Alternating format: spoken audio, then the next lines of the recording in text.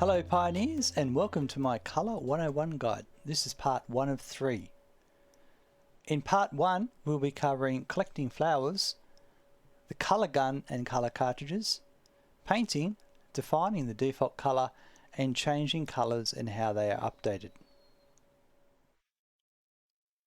Now to paint things in the game you have the colour gun, and the colour gun uses colour cartridges for its ammunition. To make colour cartridges you need flower petals. Flower petals come in all sorts of shapes and sizes throughout the game. We're in the grass fields here and this is one of the more common flowers you'll find. And you can just walk around picking them up. It's quite slow to do this, so the chainsaw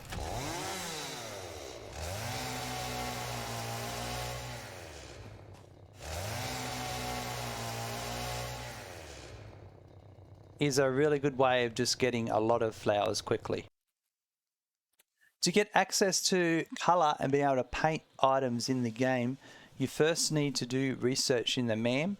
You will, in the MAM, you need to locate the flower petals. This will appear after you first pick up some flowers or cut some flowers with the chainsaw.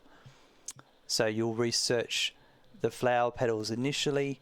Then you can then research the colour gun, and then after that you can research colour cartridges.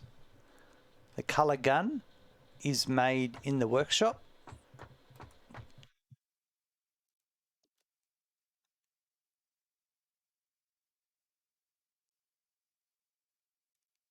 And it requires colour cartridges as its ammunition, which require flower petals. And they're relatively cheap to make.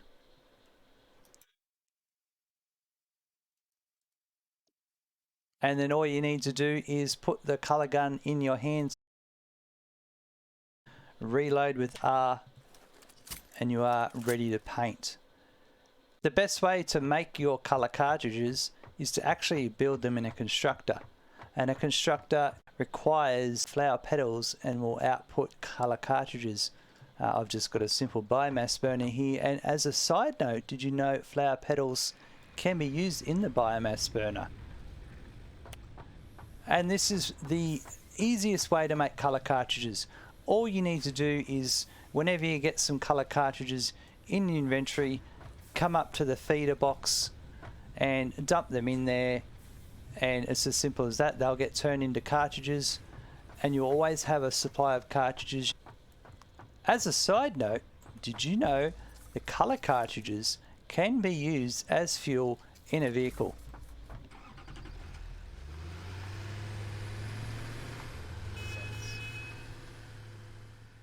The next step is painting. We all love to paint. Once we've got a colour gun in our hands, you just simply point and click and you'll paint whatever is highlighted on the screen. Now, how do you know what colour it is and how do you change it and all those sorts of things? When you right click your mouse button, up comes 16 colour options that are available. The very first option is actually the default colour for machines. So you can see in the background the constructor has an orange colour and it has this secondary colour highlight. If you click the edit on that first colour slot, you can change it to whatever you want it to be. And all you do is then just click update preset, and everything in game that uses the default colour slot becomes that colour. The default colour is applied to almost everything in game.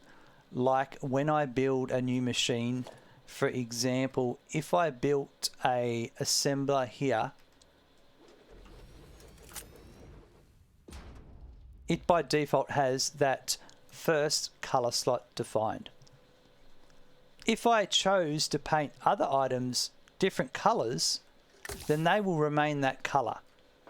And anything that's painted with items in that colour slot, when you change that colour, they will get updated with that colour. And you can see straight away that's already happened. So it's a matter of your colours being translated across. So you have 16 different colours to use. There are some circumstances where the colors aren't default. For instance, in the background there you can see there is no default color for pipes. We'll get to that. Also, you notice the foundations have their own default color. We'll get to that as well. Conveyor belts also pick up the default color. You can also change those which way you want. The highlights are just a way of the styling that has been applied to the game. So if I put a green to this, you can see now that that was applied to that strip along on the box. It's applied to that strip there on the constructor, all sorts of things. That's it for part 1. Stay tuned for parts 2 and 3. And don't forget to check out the Satisfactory Guru website for heaps of tips and tricks for the wonderful game that is Satisfactory. Thank you.